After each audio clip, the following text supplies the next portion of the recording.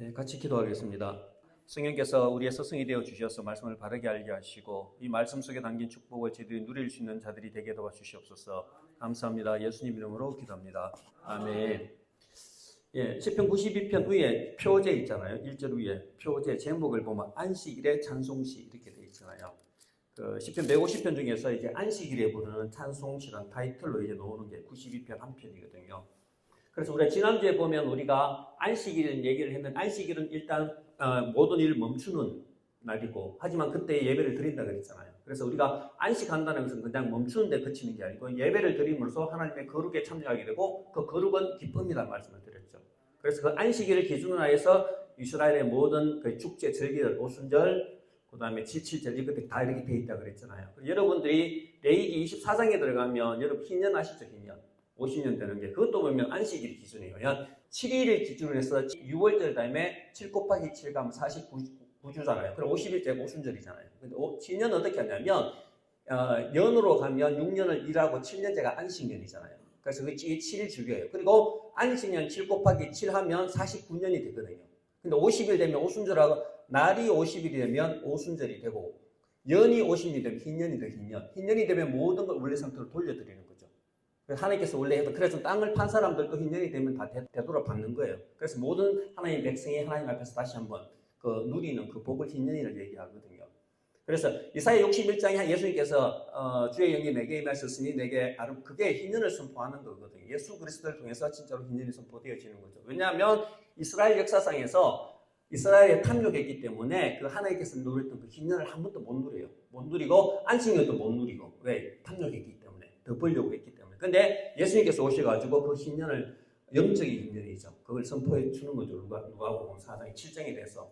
그래서 키포인트는 뭐냐면 이 안식일이 7일이 기준이 되어가지고 이스라엘의 모든 절기 그리고 7일이 이제 좀 연장이 되면 7년 안식년 그 다음에 흰년 이렇게 쭉 되어 있는 거죠. 그래서 이게 이스라엘의 모든 달력은 하나님께서 천지를 창조하실 때 지었던 거 7을 중심으로 해서 1이 되든 년이 되든 딱 다 되어 있는 거죠. 그걸 아시면 이제 이해하기 되게 쉬워지죠.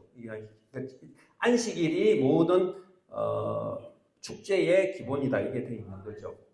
근데 이제 안식일을 들어갈 때 우리가 보면 안식일뿐만 아니라 계속 일을 멈추다 반복되어졌잖아요. 그리고 일을 멈추는 게 단순히 일을 안 하는 것이 아니고 하나님의 예배로 들어가기 위해서 한다 그랬잖아요. 그래서 보면 그 예배를 들어갈 때 부르는 노래가 이게 92편이에요.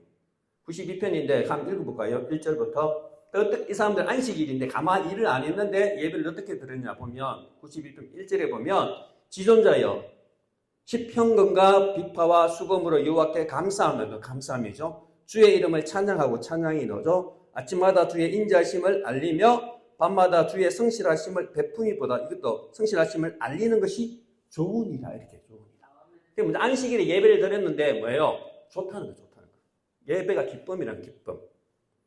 자, 그래서, 4절에 한번 보면, 여호와여 주께서 행하신 일로 나를 기쁘게, 그죠? 기쁘게 하셨으니, 주의 손에 행하신 일로 말미암아 내가 높이 외친다. 이거는 sing for joy거든요. 이게 무슨 말이에요? 아주 기뻐요. 높아서 막 하나님께 찬양 드리는 거예요. 그러니까, 안식일, 우리가 지금 말씀드렸지만, 안식일이 일을 하지 않지만, 하나님의 예배로 들어갈 때 기쁨이 넘친다 그랬잖아요. 그러니까 이게 보면 확인이 되는 거죠. 시편에 보면, 안식일을 위한 찬송시대, 아까 이제 하나님께 감사드리고 찬양하고 하나님의 인자하심을 선포하고 성실하심을 선포하는 것이 내게 좋다 이렇게 하는 거죠. 좋은 거죠 예배가. 그러니까 두 번째 보면 왜 여호와께서 행하신 일로 말미암아 나를 기쁘게 하셨다.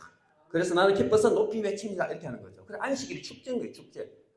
그냥 가만히 쉬는 게 아니고 예배로 들어갈 때 내가 기뻐지고 또 내가 하나님의 그 행하심을 높이 그죠 찬양하며 소리친다 이런 뜻이죠. 그리고 다섯 번째 보면 여호와여 주께서 행하신 일이 그래서 예배를 들어가면 이게 기억나는 거죠. 주께서 행하신 일이 어찌 그리 크신지요. 하나님의 크신 일이 기억나고 주의 생각이 너무너무 심히 깊으시나이다. 이게 생각나는 거죠. 그런데 어리석은 자는 알지 못하고 무지한 자는 이를 깨닫지 못하나이다. 그리고 악인들은 불같이 자라고 악을 행하는 자들은 다 흥황할지라도 영원히 멸망하리로다. 이렇게 되어 있는 거죠. 8절에 보면 여호와여 주는 영원토록 지존하시다 이런 뜻. 지존하는 것은 높이 들려있다 이런 뜻이죠. 높이 들려있다. 하나님께 들어가면 자 그런데 9절에 보면 여호와여 주의 원수들은 하지만 패망하리이다. 정령 주의 원수들은 패망하리니 멸망하리니 죄악을 행하는 자들은 다 흩어지리라 이렇게 되어 있죠. 10절에 보면 그러나 주께서 내 뿔을 들소의 뿔같이 높이셨다 이렇게 되어 있죠. 이게 중요한데 높이셨다 이 말하고 아까 이제 여호와께서 영원히 지존하다 이게 같은 어근이거든요. 왜냐하면 여호와께서는 영원토록 높은 곳에 계시는데 하나님께서 나의 뿔도 영원히 예배 드릴 때 높이시는 거죠. 그래서 이게 무슨 뜻이겠어요? 우리가 예배 현장에 들어가면 우리의 시야가 하나님의 시야로 바뀌는 거예요. 항상 땅에 있으면 시편에서 가장 많이 투덜투덜 거리는 게 뭐예요? 열심히 사는데 의인들이 핍박을 많이 당하는 거예요. 잘 사는 사람들, 못된 사람들은 잘 먹고 잘 사는데도 죽을 때도 편안하게 죽고 살 때도 편안하게 사는데 하나님 말씀대로 살려고 하니까 어려운 거예요. 어려워. 근데 이제 시편의 기자가 뭐예요? 내가 성소에 들어갈 때 지혜를 깨달았다 하잖아요. 그러니까 하나님의 존재에 들어가면 깨닫는데 반복되는 게 뭐예요? 그들은 잘 사는 것처럼 보이지만 풀이라는 거죠. 풀. 잠시 있다가 사라져 버린다는 거죠. 근데 하나님을 믿는 사람들은 나무처럼 자란다 얘기를 하는 거거든요. 그래서 우리가 뭐냐면 우리가 이 세상에 살기 때문에 육신을 입고 살기 때문에 비록 하나님의 백성이지만은 악인들이 잘 되고 하는 거 보면 우리가 이렇게 시험을 당하는 거죠. 왜냐하면 아이고 저 사람들은 예수도 안 믿고 저런데도 건강하고 튼튼하게 잘 살고 이렇게 있는데 나는 예수 잘 믿는 나는 왜 이 모양으로 산다 이런 생각이 든다는 거죠. 예수 잘 믿는 사람들이. 그런데 이제 이렇게 하나님의 예배의 자리에 들어가면 하나님께서 나의 뿔을 높이셨다 이게 무슨 말이에요? 하나님께서 높은 곳에 계시듯이 내가 하나님의 시야로 다시 한번 내 삶을 돌아본다는 거죠. 나의 육체적인 모습이 아니고 그걸 바라볼 수 있는 게 예배의 자리라는 거죠. 그래서 우리가 예배의 자리에 첫 번째 들어가면서 느껴야 되는 게 뭐냐면 하나님의 시각이 우리 삶 속에서 회복되는 거죠. 그냥 눈에 보이고 귀에 들리는 그런 모습으로 세상을 바라보는 것이 아니고 그래서 중요한 건 뭐예요? 아까 제 7절에 보면 악인들은 풀같이 자라고 악을 행하는 자들은 흥황할지라도 멸망한다 이거죠. 무슨 말? 쟤들은 풀처럼 이렇게 자라지만은 풀은 오래 못 가잖아요. 근데 마지막은 영원히 멸망한다 이걸 깨닫는 거죠. 그러면서 우리가 그게 하나님께서 악을 행하는 자들을 이렇게 본받지 않는 거죠. 그런데 8절에 보면 하나님은 어떻게 한다? 영원토록 높은 곳에 계시는다. 그렇죠? 다르죠. 악인들은 영원히 멸망하는데 하나님은 영원히 높은 곳에 계셔서 위에서 내다보고 계시는 거죠. 근데 그 하나님께서 나의 뿔을 여기 앞에 놓죠. 10절에 보면 내 뿔을 들소뿔같이 어떻게 나도 높이신다. 하나님 계신 곳을 높이신다는 거죠. 그래서 중요한 건 예배의 자리에 들어가게 되면 진짜 예배에 들어가게 되면 내가 하나님의 모습을 하나님의 시각을 회복이 된다는 거죠. 예. 그 두 번째 내게 신선한 기름을 부으셨다 이렇게 놓는 거죠.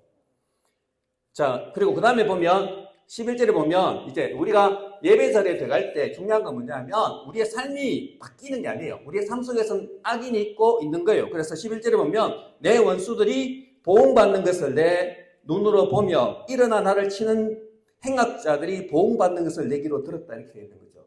똑같은 거죠. 우리가 예배 자리에 들어가면 아직 우리가 천국에 들어가기 전에 천국에 들어가면 슬픔도 없고 고통도 없고 그것도 영원히 찬양을 드리지만 천국에 들어가기 전에 이 지상에서 드리는 예배는 여전히 내 삶 속에서는 뭐예요? 내 원수들이 있고 나를 반대하는 하나님 말씀대로 살고자 하지만 나를 반대하는 행악자들이 있는 거예요. 근데 그걸 내가 이제 하나님께서는 어떻게 해요? 그걸 대항하지 마라 그러잖아요. 근데 예배자에 들어가게 되면 하나님이 대신 보응해 주시고 하나님이 그것을 보응받는 것을 내 귀로 듣게 해 주신다는 거죠. 하나님께서 나를 위해서 대신 싸우시는 그걸 경험한다는 거죠. 그래서 예배 자리에 들어갈 때에 내 모든 원수들과 나를 반대하는 모든 사람들이 없어지고 들어가는 게 아니에요. 그대로 있어요. 있지만 내가 예배 자리에 들어가게 되면 아까 말했던 그들의 종말을 알게 되고 또 하나님께서 나를 대신해서 내가 하나님 앞에 부끄러움이 없다면 하나님께서 나를 대신해서 싸우시는 것을 경험하는 거죠. 이게 시편 23편이잖아요. 주께서 내 원수의 내가 보는 원수의 목전에서 내게 잔치상을 베푸신다. 그리고 기름으로 내 물에 부으신다는 거죠. 그 예배는 그런 거예요.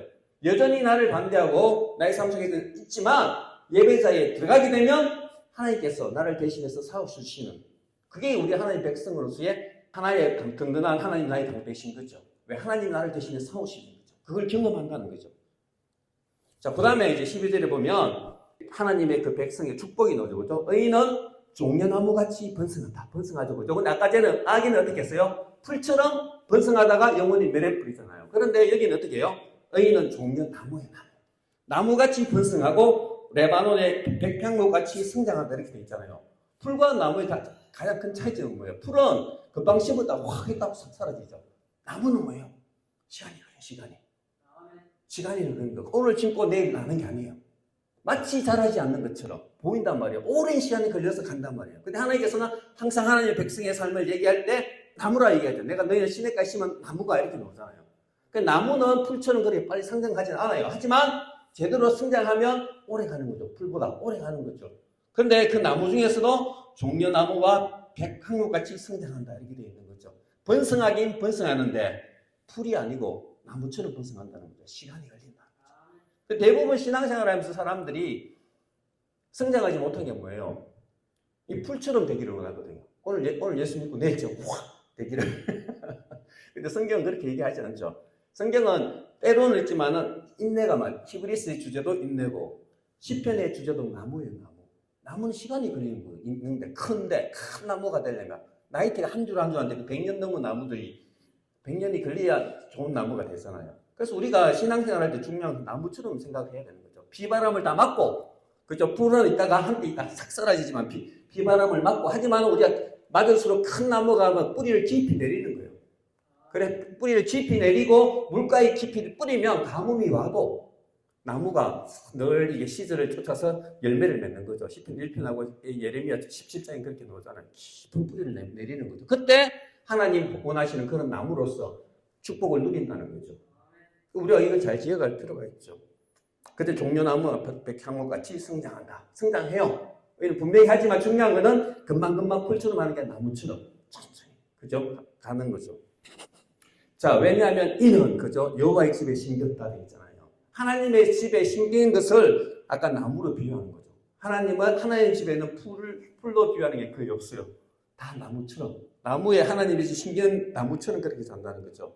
우리 여호와의 뜰 안에서 번성한다. 결국은 번성한다는 거예요. 그는 늙어도 이제 그 축복이죠. 그는 늙어도 여전히 결실한다. 열매를 맺고 진액이 풍족하고 빛이 청정하니 그죠? 풍성하니 여호와의 정직하심과 나의 바위 되심과 그에게는 불의가 없음을 선포한다. 평생 동안 이렇게 선포한다 이런 뜻이죠.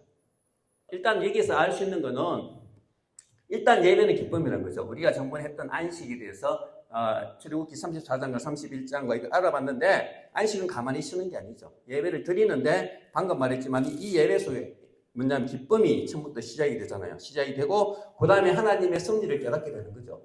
그죠? 하나님의 관점에서 나를 바라보게 되는 거죠. 그럼 수요일 되면 너무 좋은 것 같아요. 평상시에도 이제 바이블을 많이 보지만 수요일 내가 이제 설교 준비하고 이렇게 가면 제가 이게 말씀 읽으면서 받는 은혜가 너무 커요. 그래서 이제 마지막 때만 이제 여기서 뭘 해야 될까 이거 엄청 고민이에요. 여기 많은데 뭘 할까 이 고민. 왜냐면 그 얘기를 다 못 하잖아요. 했는데 오늘 그 중에서 이제 본문의 묵상으로 들어가자 이렇게 했어요. 본문만 했거든. 왜냐하면 이게 92편이지만은 89, 90, 91, 90까지 연결되거든요. 그러면 이게 더 크게 느껴지는데 그거 하기는 너무 많을 것 같고 일단은 본문만 집중하자 이렇게 좀 결론을 내리고 왔습니다.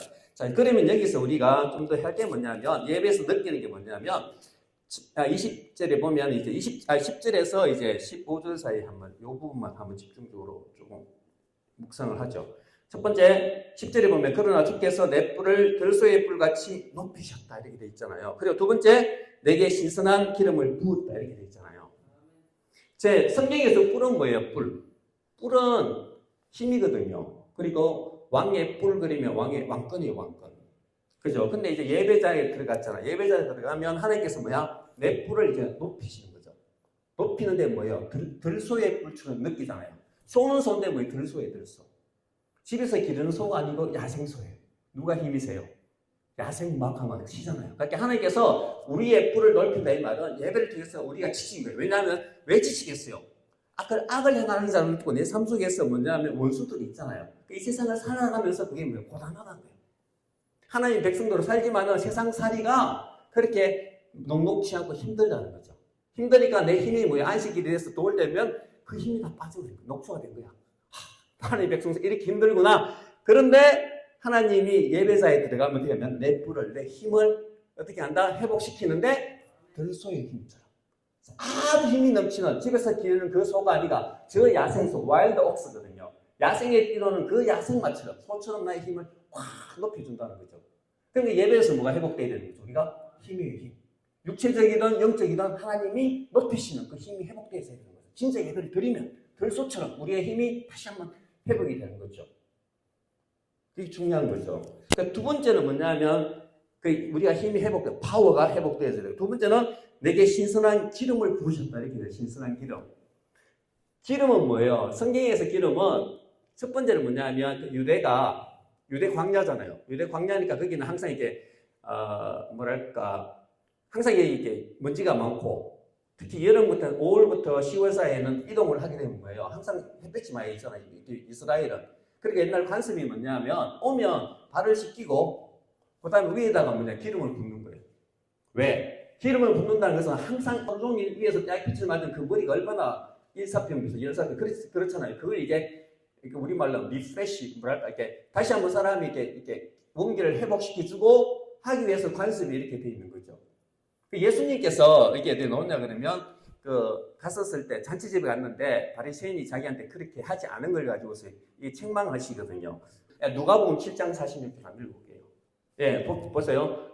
예수님께 책망 얘기하잖아요. 바리새인의 집에 갔는데 너는 이게 마리아가 이제 기름 부을 때, 향유 부을 때 막 비난하니까 예수님께서 이렇게 말해요. 너는 내 머리에 감람유도 붓지 아니하였으며 붓지 아니하였을 때 그는 향유를 내 발에 부었다 이렇게 나오잖아요. 그게 먼저 맞냐면 너는 내 머리에 감람유 같은 올리브 기름을 붓지 아니하였다. 이제 책망하는 게 뭐냐면 그 당시 관습에 손님을 대접하면 아까 말씀드렸지만은 손님들이 피곤하단 말이에요. 왜냐하면 건조하고 그러니까 피곤한데 관습이 이제 감람유를 부어가지고 이렇게 그걸 이제 아까 말씀드린 용기를 회복시켜주고 휴식을 취하게 하는 건데 그것도 안 해줬다 이거예요. 손님 대접도 안 해줬다는 거예요. 근데 마리아는 내 머리가 아니고 내 발에 부었다 하면서 이제 마리아의 사랑이 너보다 크다 이걸 얘기할 때 쓰이는 거거든요. 그러니까 뭐냐면 감람유를 머리에 붓는다는 건 뭐냐면 지진맥진한 사람들이 더위에 지친 사람들이 왔었을 때 위에 감람유를 부으면 이게 원기가 회복되고 쉬면서 이렇게 우리가 원기가 회복되어지는 거죠. 그러니까 뭐냐면 신선한 기름을 내게 부으셨다 이 말은 뭐냐면 가장 좋은 기름이거든요. 그 기름 중에서. 그러니까 예배에 들어가면 무슨 말이죠? 우리가 기진맥진했던 그게 아까 전에는 힘이든 아니면 우리의 모든 심령이든 이런 것들을 된다 이것이 회복이 되는 거예요. 회복. 이걸 하는 게 예복이 회복이 되는 거예요. 그 예배를 진정으로 드리면 아까 전에 말씀드렸던 그게 모든 게 회복되는 거죠. 힘도 회복되어지고.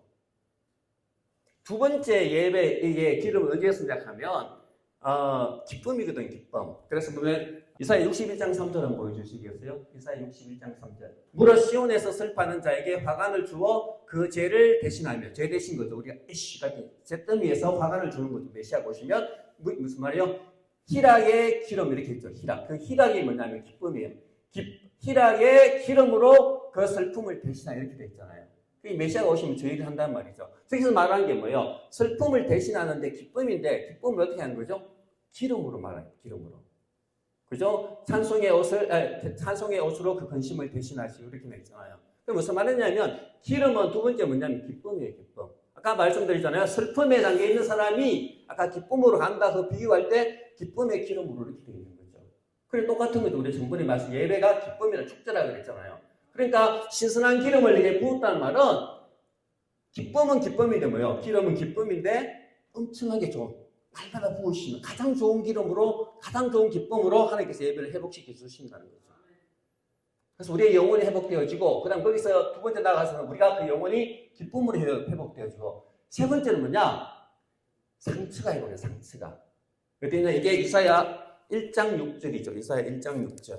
예, 이게 그 이스라엘 백성들이 이제 말 안 들으니까 하나님께 책망하는 부분에 나오거든요. 1장 6절에 보면 발바닥에서 머리까지 상한 곳이 없이 상한 것과 터진 것과 새로 맞은 흔적뿐이거늘 이렇게 됐잖아요. 이만큼 하나님께 맞는데도 정신이 안 차린다는 거예요.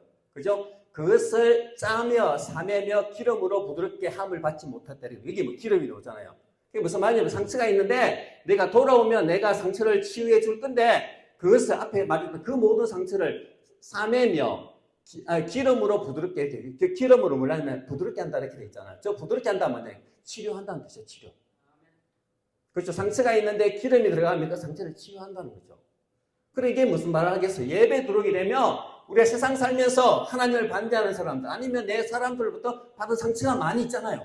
많이 있으면 있는데 하나님 예배로 오면 가장 좋은 기름이 부어지면 그 상처가 회복되는 거예요. 그래서 예배는 회복이에요. 회복. 이게 어디에 나오냐 그러면 계시록 21장 22장의 마지막 가면 하나님께서 그 새 예루살렘에서 뭐예요? 강물이 흘러나오잖아요. 그죠? 강물이 흘러나오는데 그 옆에 뭐가 있어요? 생명나무가 있어요.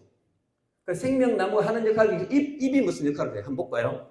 22장 2절. 그 22장 2절. 길 가운데 흐르더라 생명나무가 강좌우에 생명나무가 있어 12가지 열매를 맺되 달마다 그 열매를 맺고 그 잎사귀들은 만국을 치료하기 위하여 있더라 이렇게 되는 거죠. 이게 에스겔 47장의 그거거든요. 치료하는 열매. 그 왜 요한계시록 22장에 이게 생명나무가 있는데 치료가 나오냐 하면 그 요한계시록 새 예루살렘에 들어가는 사람은 상처 입은 사람 전제가 있잖아요. 그 상처는 왜 생기느냐? 우리가 죄로 말미암아 그렇죠? 인간이 타락하면서 세상에 죄된 세상에 살아가면서 하나님 백성으로 살아갈 때 왜냐하면 사탄이라든지 거기에서 상처를 받는 거죠. 그런데 새 예루살렘에 들어가면 하나님께서 받은 그 상처를 치유해 주신다는 거죠. 이 상처가 나온다는 말은 새 예루살렘에 들어가는 사람이 아까 말씀드렸지만 구원받은 사람이라는 거죠. 그래서 그 중요하게 하나님께서 그 슬픔이 없는 곳인데 생명나무를 통해서 치료를 한다는 거죠. 그 개념이 여기에 적용이 되는 거죠. 아까 여기는 뭐예요? 기름으로 했잖아요. 기름으로 삼위해 주신다고 그랬잖아요. 그러니까 예배 자리에 들어오면 아까 악한 자들이 있고 나를 반대하는 원수들이 있어요. 하지만 예배 자리에 들어오면 하나님께서 가장 좋은 기름으로 우리를 부으시면 그저 우리 영혼이 회복되어지고 다시 우리가 기뻐지고 세 번째는 뭐예요? 우리의 상처가 회복되어지는 거예요. 그러니까 이게 바로 예배 자리에서 누리는 특권이죠. 여기서. 그래서 그게 이제 하나님께서 말씀하신 우리가 전번에 살펴보았던 그 축제의 의미라는 거죠. 그래서 11절에 보면 그래서 그 상태에서 내 원수들이 상처가 치유되니까 원수들이 보응하는 것을 내 눈으로 보게 하시고 일어나 나를 치는 행악자들이 보응받는 것을 내 귀로 들었도다 이렇게 되어 있죠. 11절에. 자, 그 다음에 11절에 들어가면 이제 그러면 이렇게 되는데 우리는 이제 어떻게 되는가? 종려나무죠. 종려나무 보세요. 의인은 종려나무같이 번성하며 레바논의 백향목같이 성장한다 이렇게 되어 있죠. 자, 그럼 우리가 아는 게 뭐예요? 종려나무는 뭐냐면 야자수 나무거든요. 팜트리. 근데 종려나무가 어디에 많이 등장하냐? 솔로몬 성전을 지을 때 백향목으로 널빤지를 쫙 대죠. 가장 좋은 걸로. 두 번째는 뭐냐면 그 널빤지 앞에 우리가 보면 출애굽기에 보면 뭐예요? 성소와 지성소 사이 휘장이 있잖아요. 그 휘장에 뭐가 그룹들이 새겨져 있잖아요. 그룹들이 새겨져 있고 그 다음에 그게 있는데 솔로몬 성전에 들어오면 거기에 한 개가 더 들어가요. 한번 볼까요? 그래서 솔로몬 성전 천막 대신에 뭐가 나오냐 그러면 이제 앞에 문짝이 달리거든요. 6장 31절. 열왕기상 6장부터 8장까지 성전에 된 거 있다. 31절 제가 읽어볼게요. 내 소랑선 지성소예요. 31절. 지성소에 들어가는 곳에는 감람나무로 문을 만들었다. 그죠? 그 문인방과 문설주의 벽의 5분의 1이요. 문은 감람나무로 만든 그 두 문짝에 뭘 새기냐면 그룹과 종려와 핀꽃을 아로시기 이렇게 되어 있거든요. 그룹. 무슨 말이냐면 그 광야에서는 이런 좋은 나무가 없으니까 아카시아 나무를 통해서 짓고 그 다음에 장막으로 짓단 말이에요. 근데 솔로몬 때는 잘 살잖아요. 잘 사니까 그 천 대신에 나무로 다 짓는 거죠. 그 나무의 대부분이 백향목과 아까 지금 말하는 감람나무는 올리브 나무예요. 그 세 번째는 있는데 짓는데 근데 마지막 그 문짝에 들어가는 게 옛날에 천을 통해서 이래 그룹을 만들었단 말이에요. 근데 여기는 뭐냐면 32절에는 감람나무로 만든 그 두 문짝에 그룹과 종려와 핀꽃 이렇게 돼 있잖아요. 종려나무가 들어가 있거든요. 이 그룹이 뭐예요? 여러분들이 이제 히브리서 8장 5절 한번 보여주시겠어요? 제가 좀 설명을 해드릴게요. 히브리서 8장 5절. 그게 하나님께서 이 성소가 어떻게 만들어졌는가 보여주고 있거든요. 8장 5절에 보면 자, 그들이 섬기는 것은 하늘에 있는 것은 모형과 그림자라. 모세가 보세요. 모세가 성막이거든요. 장막을 지으러 할 때에 지시하심을 얻은과 같아. 이렇게 지시함을 받은 거죠. 이르되 어떻게 했냐면 이르되 삼가 모든 것을 산에서 내게 보인 것을 본을 따라 지으라 이렇게 되어 있거든요. 그래서 하나님께서 이게 출애굽기 25장에 나와요. 왜냐하면 하나님께서 모세가 마음대로 지은 게 아니고 하나님께서 보여주시는 그대로 짓는 거예요. 근데 그 모습이 뭐냐면 하늘에 있는 하나님의 그 성전을 본떤 모형을 짓는 거거든요. 그러니까 이 성전은 뭐냐면 하나님 계신 것을 상징하는 거예요. 그걸 잘 아시면 돼요. 그러니까 뭐냐면 에덴 동산에 처음에 어떻게 해요? 하나님께서 지으시고 난 뒤에 에덴을 아담과 하와를 쫓아내잖아요. 그리고 난 뒤에 그 화영금을 두 개 앞에 뭘 그룹들로 지키게 하잖아요. 못 들어오게. 그게 그대로 성막으로 와요. 성막으로 오면 성소와 지성소를 할 때 가르잖아요. 가르고 그게 뭐냐면 그룹들이 있는 거죠. 그룹들이 보면 앞에 보면 보호자 하나님의 그 언약궤 위에 보호자 위에 그룹의 모양이 있고 그 앞에 뭐냐면 나무가 그룹들이 지키고 있잖아요. 그거 뭐냐 그러면 하나님의 에덴 동산의 임재를 상징하는 거죠. 그대로 에덴 동산을 성막으로 옮겨온 거예요. 그러니까 거기 아무나 못 들어가요. 들어가면 죽는 거죠. 왜냐면 에덴 동산 쫓아낼 때 화영금을 두고 그룹들을 못 들어가게 만들었잖아요. 그런데 출애굽기는 딱 한 개 달라져요. 에덴에서는 못 들어갔는데 출애굽기 되면 1년에 한 번 들어가요. 대제사장이 속죄일 10월 10일 그때 하고 한 번 딱 들어가는 거예요. 그때 딱 한 번. 모든 죄를 전번에 봤던 거 속죄일에 들어가는 거죠. 거기 달라져요. 근데 신약에 어떻게 해요? 그 휘장이 갈라져 버리잖아요. 예수 그리스도가. 그러니까 누구나 다 들어가는 거예요. 그래서 모든 사람이 갈라진 휘장을 통해서 하는 거죠. 그래서 히브리서 10장에 보면 휘장은 그의 육체다 되어 있는 그게 엄청나게 큰 거예요.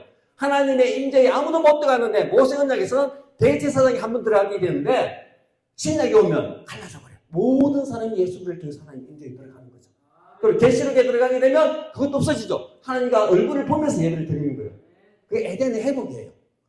중요한 거죠. 근데 중요한 거는 아까 말씀드렸지만은 이게 성전에 들어오려면 그 앞에 뭐가 있어요? 아까 그룹이 있었는데 여기에 방금 무슨 나무가 있었죠. 그러니까 이게 무슨 말이냐면요. 종려나무가 있는 거예요. 종려나무. 이게 뭘 말하겠어요? 이게 생명나무라는 거예요. 생명나무. 왜냐하면 아까 말씀드렸잖아요. 그 에덴은 하나님께서 보여주신 본을 따라서 하나님의 있는 모습을 그대로 본다는 거죠. 그룹들이 지키고 있고. 근데 그 그룹 안에 뭐가 있어요? 생명나무에 못 가도 막았잖아요. 근데 그룹 앞에 생명나무 있는데 그 생명나무가 거기 종려나무로 딱 남아있는 거죠. 이 말은 무슨 말이냐면 그 종려나무는 생명을 뜻하는 거예요. 그래서 종려나무를 봤을 때는 생명이고 두 번째는 굉장히 비옥함이에요.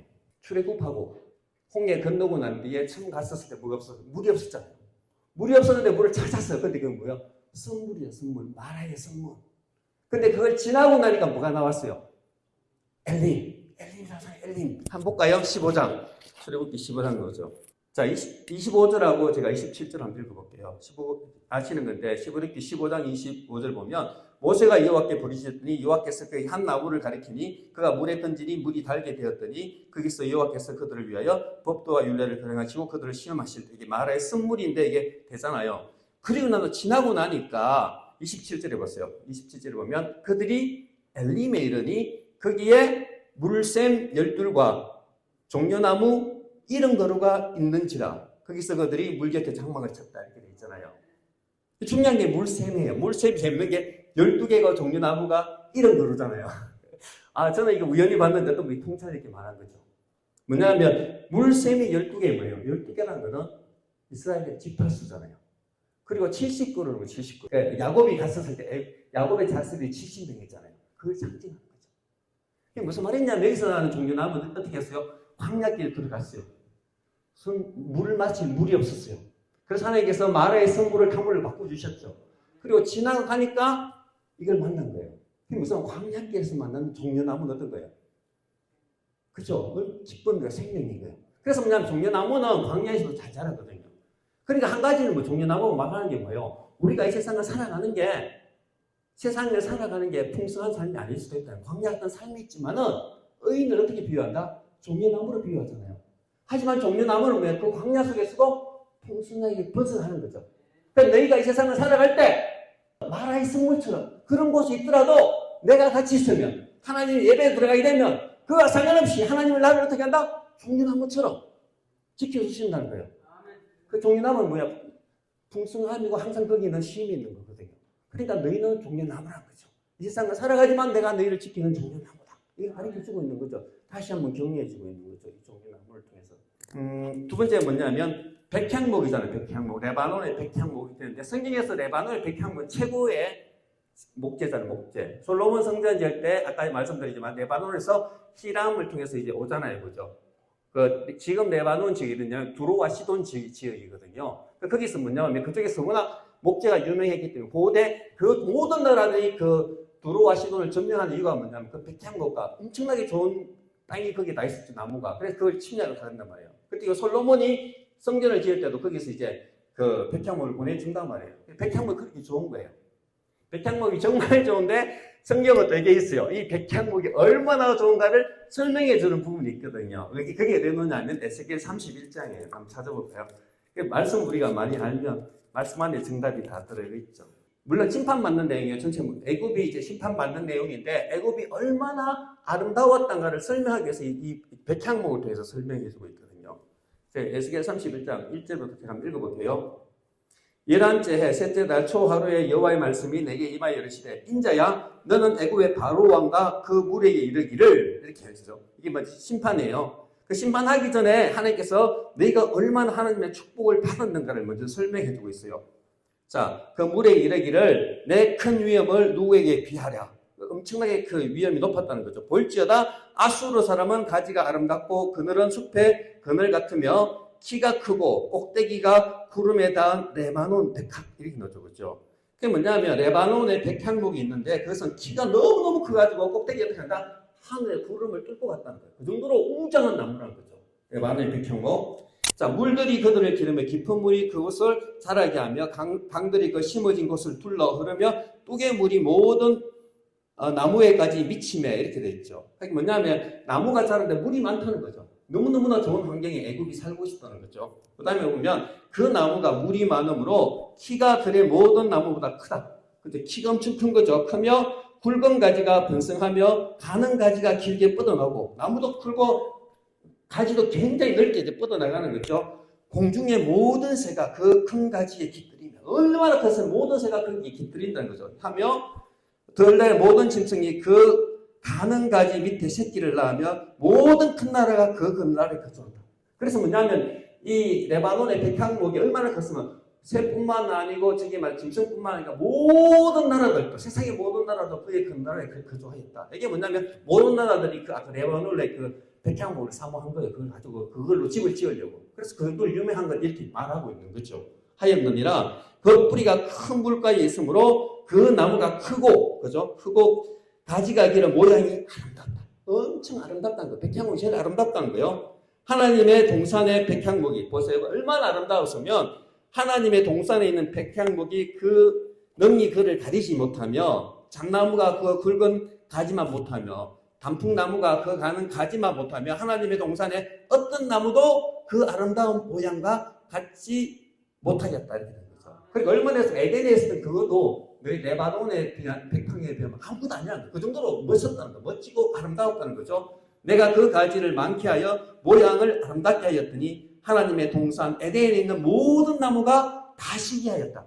그러니까 나무 중에 최고 나무야, 최고의 나무. 이렇게 이 비유로 얘기해주고 있는 거죠. 그런데 이제 10절에 보면 이제 나는 그러므로 주 여호와께서 같이 말씀하셨느냐 그의 키가 크고 꼭대기가 구름에 닿아서 높이 솟아났으므로 근데 마음이 교만하다 이렇게 했잖아요. 그래서 심판을 받는다는 거죠.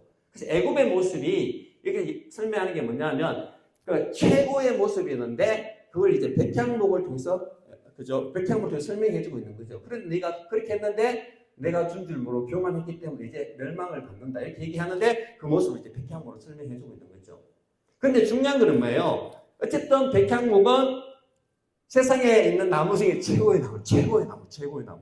그 최고의 나무인데 어떻게 한다? 그게 하나님을 예배할 때 어떻게 해서 우리가 의인은 다시 돌아오면 92장 보면 의인은 종려나무같이 번성하며 레바논의 백향목같이 성장한다. 그게 무슨 말이에요? 너희가 하나님 안에 들어오면 실제로 너희가 하나님의 백성이 레바논의 백향목처럼 그렇게 하나님께서 만들어 나가신다는 거죠. 무슨 말이에요? 누구보다 아름답고 누구보다 더 크고 모든 나라들이 네 밑에 와서 거주하는 그런 나라로 회복시켜 주신다는 거죠. 이게 바로 하나님께서 말씀하시는 그거죠. 세상의 종려나무와 그 다음에 레바논의 백향목을 통해서 주시는 게 뭐예요? 우리에게 광야 같은 세상에도 여전히 풍성하고 물이 마르지 않는 그런 삶에 있고 두 번째는 뭐냐면 우리의 삶이 레바논의 백향목처럼 세상에 가장 큰 아름다운 백향목처럼 하나님께서 그렇게 보고 계신다는 거죠. 그걸 회복시켜 주시는 거죠. 가장 큰 복이 예배를 통해서 임한다는 거죠. 왜 그러냐? 이는 여호와의 집에 너희가 심겼다 이렇게 돼 심겼다. 이 심겼다는 단어가 뭔지 아세요? 이 심겼다는 건 나무를 심다 할 때 그냥 심는 게 아니에요. 저희는 시내가에 심은 나무 이렇게 돼 있잖아요. 그건 뭐냐면 이식했다. 이식. 원래 이게 있던 걸 뽑아가지고 내가 이식을 했다 이런 뜻이에요. 그게 무슨 말이에요? 하나님의 특별한 관심이에요. 너희가 원래 종려나무고 백향목이 아니란 거예요. 근데 너희가 그런 나무가 아닌데 하나님께서 너희를 딱 뽑아가지고 하나님의 집에 그렇게 심으니까 어떻게 된다? 종려나무와 백향목처럼 그렇게 하나님께서 그렇게 보호하신다는 거예요. 그렇게 만드신다는 거예요. 이게 중요한 거죠. 원래 나무는 그런 나무가 아니에요. 원래 나무가 아닌데 하나님께서 거기서 심어가지고 이렇게 만들어 주신다는 거죠. 그러니까 우리가 어디서 하나님의 뜰 안에서 번성한다. 하나님의 뜰 안에서. 하나님 뜰 안에 어떤 거예요? 하나님 보호하시는 거예요. 그 제가 아까 말씀드렸잖아요. 89, 90, 90 이게 된다. 91장 1절 보세요. 1절에 보면 지존자의 은밀한 곳에 거주하며 전능자의 그늘 아래서 사는 자여 나는 여호와를 향하여 말하기를 그는 나의 피난처시요 나의 요새시요 내가 의뢰하는 하나님이시라 이렇게 나오는 거죠. 이게 똑같은 거예요. 하나님의 뜰 아래 사면 하나님의 그 보호하심 때문에 피난처도 되시고 나를 보호하시 요새도 되시고 내가 의뢰하는 하나님이 된다는 거예요. 근데 그걸 이제 92장에 들어오면 구체적으로 뭐로? 아까 그 나무로. 그 나무가 어디에 있기 때문에 하나님의 뜰 안에 있기 때문에 이렇게 된다는 거예요. 이렇게. 그래서 우리 예배자에 들어가면 우리가 바로 하나님의 보호 아래 있고 그 하나님의 보호는 단순히 수동적인 게 아니고 종려나무 같고 백향목 같은 모습으로 우리가 하나님께서 키우시는구나. 그걸 깨닫는 거죠. 우리의 나무가 다르다는 거예요. 가장 귀한 나무로 하나님께서 이렇게 우리를 보살펴 계시고 그것도 하나님의 뜰 안에서 하나님의 날개 안에서 나를 지키시는구나. 그게 예배 속에 깨닫는다는 거죠. 그러니까 이 나무들이 얼마나 좋으면 이제 14절에 설명하잖아요. 그는 어떻게 늙어도 나무가 늙어도 여전히 열매를 맺으며 결실하며 진액이 풍족하고 빛이 창창하다.